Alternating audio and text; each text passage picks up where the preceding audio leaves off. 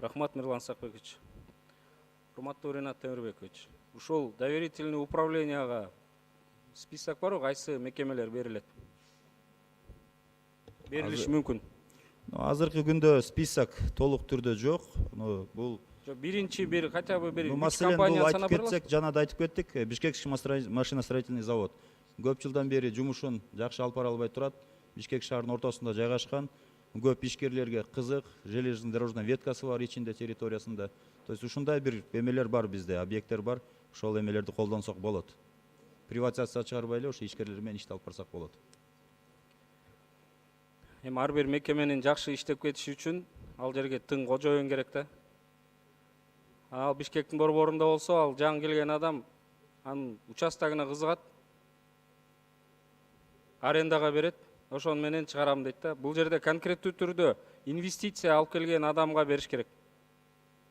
Жана залог коюп, кантип ушул иштеп аткан мекемени бир чоочун бир адамга карматабыз колуна.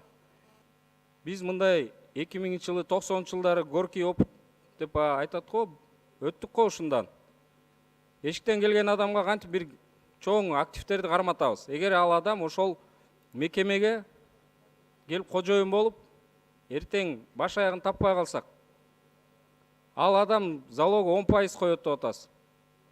Залог 10% коюш эмес, ошол карысы бар, же ошонун план развитиясы бар, инвестиция алып келем деген адамга бериш керек го деп ойлойм. Бул тууралуу кандай дейсиз?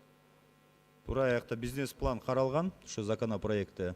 Анан дагы айтып кетсем, бул инвесторлорду тартуу боюнча көп эмеге багытталган бул законопроект. Башка маселелерди айтып кетсем дагы, бул Кызылкийский табачный завод маселен, ал жерде сырье да бар, дыйкандар да бар ошолорду өстүрчү. Бирок аяка азыр инвестиция керек болуп атат.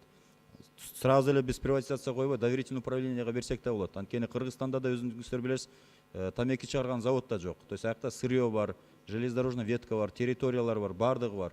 Ош Дүбекти айтсак дагы табачный завод. Ошол эле ситуация. Аларга да ушундай доверительный управление берип, инвесторлорду тартсак болот. Не только Бишкек шаарында, региондордо да эмелер бар. Муктаждык бар. Уважаемый Ринат Темирбекович, доверительный управление берип аткан себебибиз өзүбүз иштете албай атабыз деген сөзбү, туурабы?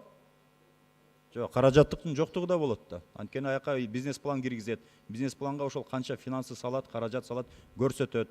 То есть бизнес планда анын бардыгы чагылдырылат да. Не только то, что мы не можем управлять, а именно отсутствие инвестиционных средств. Тоже один основной ключевой вопрос. Может, он даже более ключевой. Каражат болгондо 10% залогун койсо берет экенбиз да.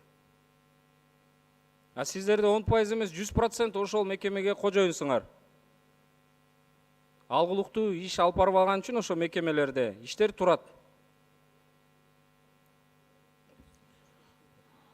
Уважаемый Жусал Турбек, в законе четко расписано, что при передаче государственного имущества в виде имущественного комплекса доверительный управляющий должен владеть не менее 50% активов от стоимости имущества, которое передается в доверительное управление. Что касается акционерных обществ, то здесь также расписаны основные критерии для доверительного управляющего. То, что он должен соответствовать всем требованиям закона об акционерных обществах, иметь соответствующую лицензию, а для ее получения тоже там установлен ряд критериев, иметь положительный опыт управления активами, инвестиционными активами не менее 3 лет, с подтверждением всех балансовых документов, международного аудита и так далее. Что касается того, что доверительный управляющий может полученное имущество заложить, продать и скрыться, здесь также прописаны четкие критерии в этом законе о том, что он не имеет права без согласования с собственником отчуждать имущество, получать кредиты и так далее.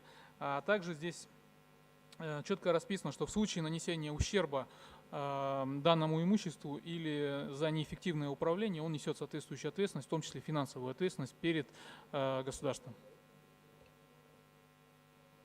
Урматтуу министр, биз мындай нерсени башыбыздан өткөргөнбүз. Иштеп турган заводдорду бергенбиз.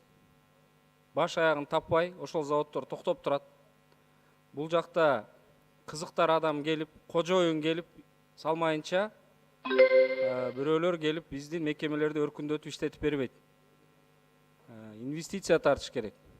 Рахмат.